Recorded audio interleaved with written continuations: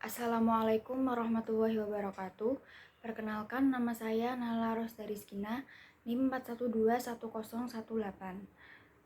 Program studi Ekonomi Syariah, jurusan Fakultas Ekonomi dan Bisnis Islam, UIN Gusdur 2021-2022. Video ini dibuat untuk memenuhi tugas mata kuliah Filsafat Umum dengan dosen pengampu Pak Fathur Rahman, MA. Soal yang pertama, jelaskan pengertian filsafat dan berpikir filosofis. Filsafat dapat didefinisikan sebagai cinta kebijaksanaan dalam arti yang mendalam. Berpikir filosofis yaitu berpikir untuk memahami hakikat dari kenyataan dalam rangka menemukan kebenaran sejati. Yang kedua, jelaskan sejarah pertumbuhan filsafat dan persoalan-persoalan kefilsafatan. Jawabannya, sejarah pertumbuhan filsafat. Yang pertama ada periode Yunani kuno, abad ke-6 sebelum Masehi sampai 6 Masehi.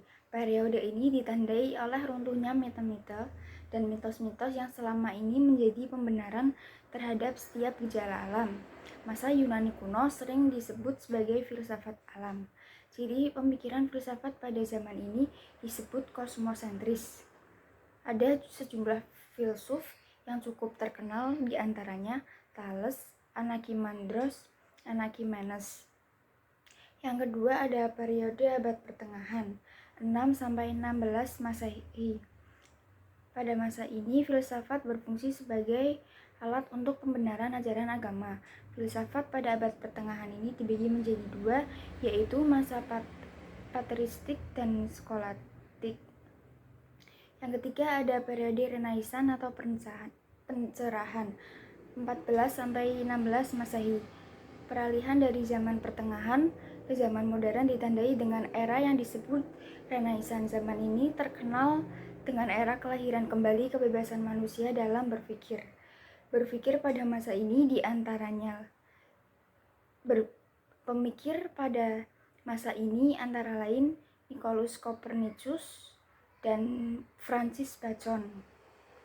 Yang keempat ada periode modern 17-19 Masehi. Pada zaman modern, otoritas kekuasaan terletak pada kemampuan akal manusia itu sendiri, akan terikat oleh kekuasaan apapun, kecuali oleh kekuasaan yang ada pada dirinya sendiri. Filsafat pada zaman bercorak, filsafat zaman modern bercorak antroposentris. Yang kelima ada periode kontemporer, abad ke-20 dan seterusnya. Pada periode ini ditandai dengan pemikir filsafat yang sangat beragam dan kaya dan ditandai oleh profesionalisasi disiplin filsafat. Persoalan-persoalan kefilsafatan tidak menyangkut fakta, artinya lebih bersifat spekulatif. Contohnya, ilmuwan memikirkan peristiwa alam berupa hujan, tetapi dalam filsafat akan memikirkan kekuatan atau tenaga apa yang dapat menimbulkan hujan, atau apakah tenaga atau kekuatan itu berwujud materi atau bukan materi. Persoalan kefilsafatan berkait dengan nilai-nilai. Persoalan kefilsafatan bertalian dengan keputusan tentang penilaian moral, estetis, agama, dan sosial. Yang ketiga, jelaskan cabang-cabang dan metode filsafat. Yang pertama ada filsafat agama, yaitu membahas tentang dasar-dasar agama yang pada umumnya bukan dasar-dasar tertentu. Filsafat agama tidak terikat pada dasar-dasar agama, melainkan justru untuk menilai kebenaran itu secara filosofis. Ada filsafat ilmu, merupakan pemikiran refleksif terhadap persoalan-persoalan mengenai sifat dasar landasan ilmu yang mencangkup konsep pangkal, anggapan-anggapan dasar, asas-asas permulaan, struktur teoritis, dan ukuran-ukuran kebenaran ilmu. Kemudian ada filsafat pendidikan, adalah pengetahuan yang menyelidiki substansi pelaksanaan pendidikan yang berkaitan dengan tujuan, latar belakang, cara hasil, dan hakikat ilmu. pendidikan yang berhubungan dengan analisis kritis terhadap struktur dan kegunaan. Kemudian ada filsafat hukum, adalah ilmu yang mempelajari ilmu hukum secara filosofis. Ada filsafat pengetahuan, adalah suatu yang diketahui atau hasil pekerjaan tahu. Hasil dari kenal, sadar, insaf, mengerti, dan pandai. Ada filsafat politik, yaitu upaya untuk membahas hal-hal yang berkaitan dengan politik secara sistematis, logis, bebas, mendalam, serta menyeluruh. Ada filsafat kebudayaan, adalah filsafat yang membahas berbagai masalah kebudayaan yang berhubungan dengan disiplin nilai. Ada filsafat seni, yaitu filsafat yang menyelidiki hakikat nilai-nilai secara estetis. Ada filsafat sejarah, yaitu meneliti asas-asas paling fundamental ataupun hakiki dalam proses historik sebagai keseluruhan dalam keanekaragaman manusia. Ada filsafat bahasa, adalah ilmu gabungan antara linguistik dan filsafat. Kemudian ada filsafat psikologi, yaitu filsafat yang memperbanyakan jawaban, sedangkan psikologi menjawab pertanyaan.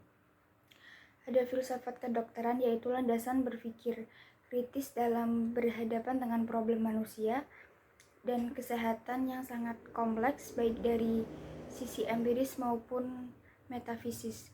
Ada filsafat manajemen, yaitu adalah kumpulan pengetahuan dan kepercayaan yang memberikan dasar yang luas untuk menentukan pemecahan masalah-masalah manajer. Filsafat Islam adalah pemahaman hasil pemikiran manusia secara radikal, sistematis, dan universal tentang hakikat Tuhan, alam semesta, dan manusia terhadap ajaran Islam. Ada filsafat iman, yaitu berlandaskan fondasi ideologi ketuhanan yang Maha Esa dan meyakini iman sebagai saka-sakanya.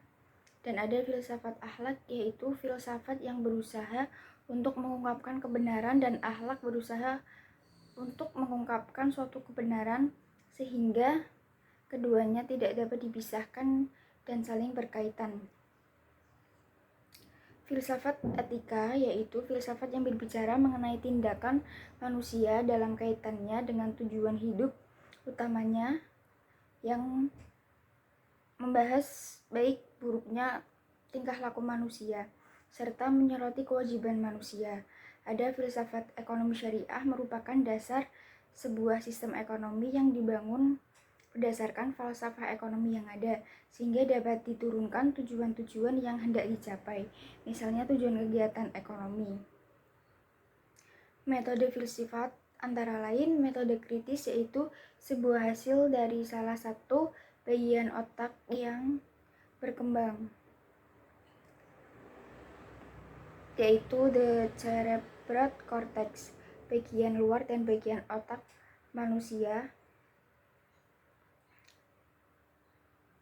Kemudian ada metode intuitif, adalah metode yang berpikir dalam semangat untuk bisa mengindisis suatu keyakinan tanpa terjerah oleh rasio dan logika. Ada metode transendental, adalah metode yang menunjukkan eksistensi melalui akumulasi kegiatan berpikir,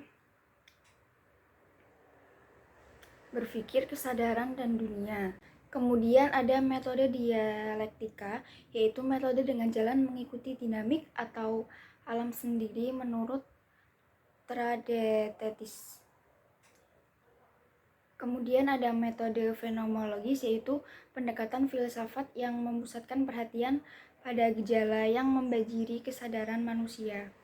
Kemudian ada metode analika bahasa, yaitu metode dengan jalan analisa pemakaian bahasa sehari-hari ditentukan sah atau tidaknya ucapan-ucapan filosofis. Kemudian ada metode hermeneutik, merupakan sebuah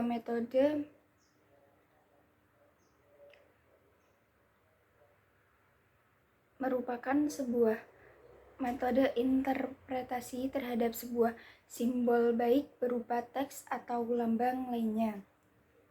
Kemudian ada metode logika, yaitu metode sebagai penyelidikan tentang dasar-dasar dan metode berpikir benar yang membahas tentang aturan-aturan, asas-asas, hukum-hukum, dan metode atau prosedur dalam mencapai pengetahuan secara rasional dan benar. Kemudian ada metode analisis logis, merupakan upaya untuk mendapatkan suatu kebenaran dengan mengajukan suatu alasan yang bersifat a priori. Kemudian ada metode analisis inferensi, yaitu suatu proses kesimpulan atau konklusi dari suatu atau lebih proporsi atau pernyataan-pernyataan yang terbukti kebenarannya. Soal yang keempat, jelaskan hubungan filsafat dengan disiplin ilmu ekonomi syariah. Filsafat ekonomi syariah adalah upaya untuk mengetahui, untuk menyelidiki dengan akal budi mengenai hakikat segala yang ada dan sebabnya, dari mana asal dan hukumnya, serta nilai-nilai yang terkandung di dalam ekonomi Islam. Sebagai sebuah disiplin ilmu, dengan kata lain, pengkajian atas dasar-dasar dan prinsip, sumber, dan nilai-nilai seluruh aktivitas ekonomi yang dianalisis dengan kacamata agama atau ajaran Islam sebagai falsafah hidup manusia. Hubungan antara ekonomi syariah dan filsafat sangat erat. Dalam hal untuk mencampur padukan keduanya, perlu adanya filsafat agar menjadi lebih baik dalam membentuk perekonomian Islam. Begitu pula dalam penetapan suatu sistem ekonomi, dalam penetapan hukum haram atau halal suatu kegiatan ekonomi. Walaupun sudah berdasarkan dengan Al-Quran dan hadis, masih butuh penjabaran dan perumusan agar bisa menetapkan hukum. Hal ini menggunakan filsafat untuk merumuskan dan menjabarkan maksud yang ada dalam Al-Quran dan hadis berkaitan dengan kegiatan ekonomi tersebut agar didapatkan hukum yang sesuai dengan maksud yang di Al-Quran dan hadis. Soal yang kelima, sebutkan nama dan tahun tokoh-tokoh filosof serta jelaskan pemikirannya. Jawabannya, yang pertama ada Aristoteles 384 sampai 322 Masehi, merupakan filsuf yang mengembangkan konsep logika atau yang disebut sebagai analitika dan etika. Pemikirannya, ajaran tentang logika, pengelompokan ilmu pengetahuan menjadi 3 golongan: potensia dan dinamika, pengenalan logika, dan negara. Kemudian ada Plato 347 sampai 427 sebelum Masehi.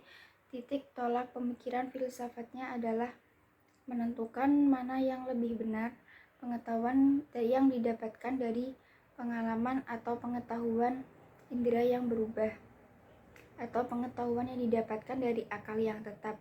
Puncak pemikiran Plato di bidang politik, ia memperkenalkan konsep penting tentang etika, yaitu bahwa hidup yang baik adalah tujuan hidup manusia. Yang ketiga ada Socrates 399 sampai 469 sebelum Masehi. Pemikirannya mengenai pertanyaannya akan suatu hal yang bertentangan.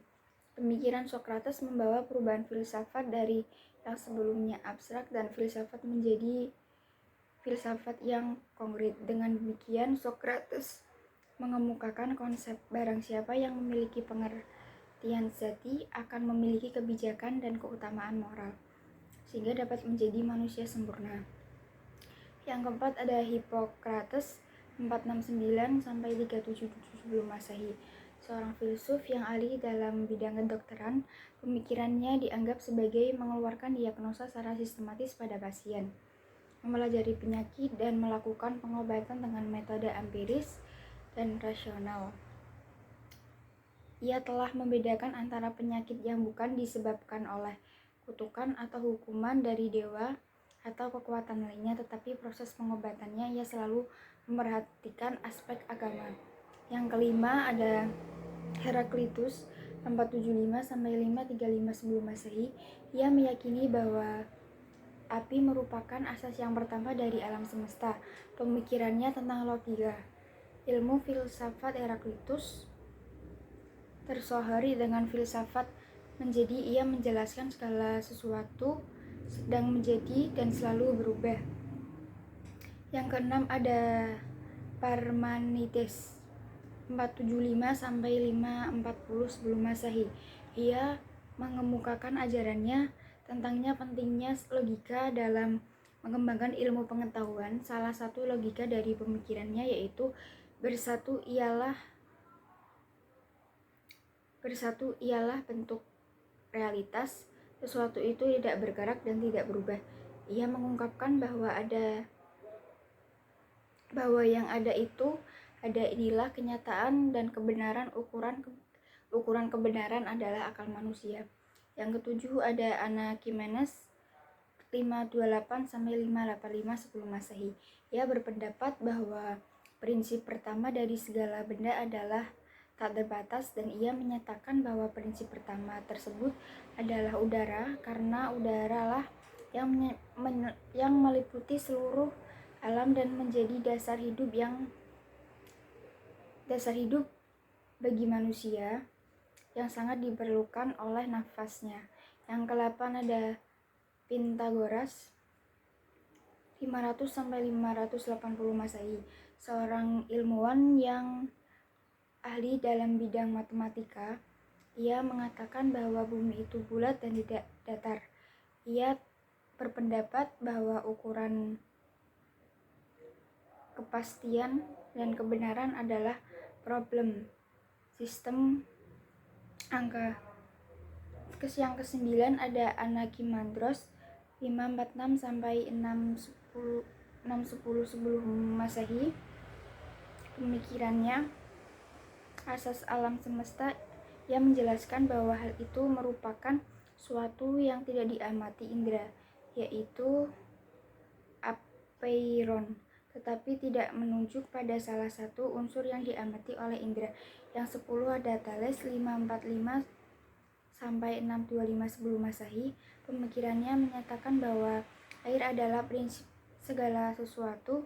Air menjadi pangkal pokok dan dasar dari segala-galanya yang ada di dalam semesta. Di atas itu adalah tokoh filsafat barat. Kemudian ini adalah tokoh filsafat Islam, antara lain yang pertama ada Al-Kindi 801 Masehi. Pemikirannya tentang filsafat, jiwa akal, ide tentang talfik, ide tentang moral dan posisi akal.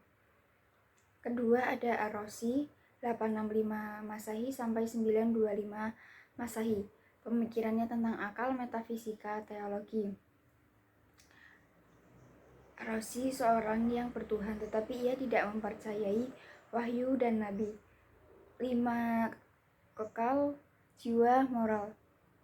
Yang ketiga ada Al-Farabi 870 Masehi sampai 950 Masehi. Pemikirannya ide tentang kesatian antara filsafat dan agama, metafisika, jiwa, politik, hubungan akal, wahyu dan konsep kenabian.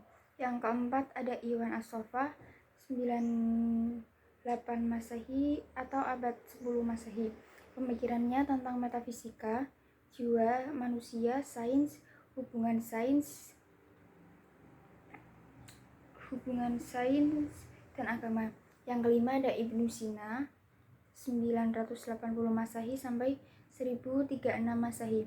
Pemikirannya tentang filsafat emanasi, wujud atau ketuhanan, dan an-nufus atau jiwa. Yang keenam ada Al-Ghazali 1058 Masehi sampai 1111 Masehi. Pemikirannya metafisika, iradat, tafahud, at-talasitah. Yang ketujuh ada Ibnu Rushd 1126 Masehi sampai 1198 Masehi. Pemikirannya epistemologi, metafisika. Yang kedelapan ada Abu Barakat al-Baghdadi 1080 Masehi sampai 1165 Masehi. Pemikirannya tentang akal, metafisika, teologi. Terima kasih. Kurang lebihnya mohon maaf. Wassalamualaikum warahmatullahi wabarakatuh.